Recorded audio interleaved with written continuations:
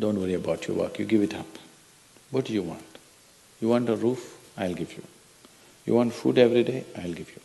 All you have to do is just sit in one place and be blissful. I will feed you for the rest of your life. Can you do? No, you want to mess up something every day. People say they're only working for a living. I said, don't worry, I'll give you shelter, I'll give you food every day, no problem. All you have to do is, I want to see tears of blissfulness every day. That's all the requirement. You don't have to do any work, you don't have to serve me, you don't have to produce anything, nothing. Just sit here blissfully, we'll feed you, we'll worship you. No.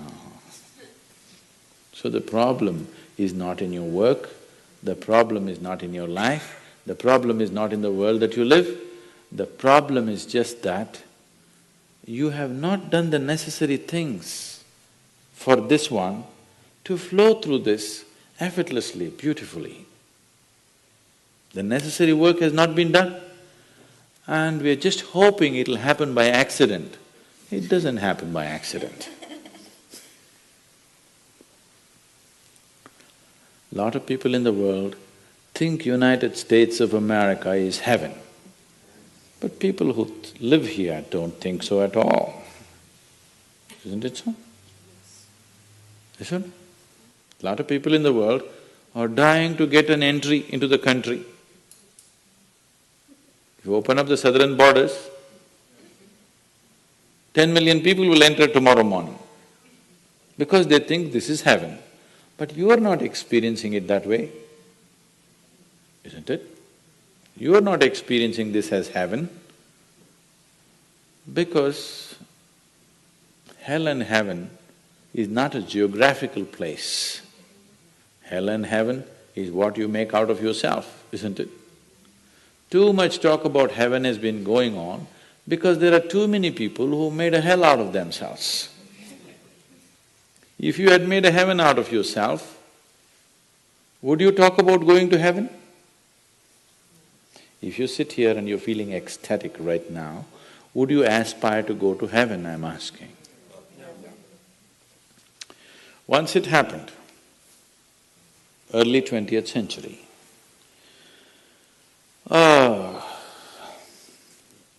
an Orthodox Greek church, a bishop from that church, Orthodox Greeks have their own separate church, they have their own pope who lives in Turkey, you know this?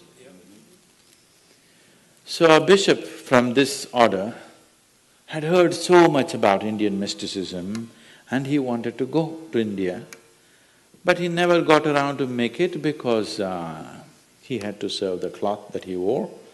And after 60 years of age, when he is semi-retired, he got the opportunity and went to India. So he came to South India, near where we are, and he wanted to meet a mystic, a yogi. So somebody said, go up this mountain, near a cave, there is a yogi sitting, you can go. So our man went, plodded up the mountain, halfway up and went. In front of a cave, an old man with a gentle smile upon his face was just sitting with his eyes closed. So the bishop went and prostrated. He cannot do it, he is not made for that. But they had told him, if you go to India, you have to crawl. He prostrated like this and with all his four limbs he got up. The yogi looked at him with amusement. Obviously, he has never prostrated anywhere before. And he smiled. Then the bishop said, I am like this, I am a bishop. I have served in the church for so long, but I have a few questions, can you answer? The yogi smiled and said, yes, please, whatever the question. Then the bishop asked, what is life? At the age of 60. What is life? So the yogi closed his eyes, became very blissful and said, life is like the fragrance of a jasmine on the spring breeze. And tears of blissfulness flowed out of his eyes as he was saying this. Then the bishop said, no, no, no. Our Pope has told us life is like a thorn and we must renounce it. And even symbolically, Jesus himself wore a crown of thorns. So, how come you say this? Our Pope says otherwise. The yogi looked at him, smiled and said, well, that's his life.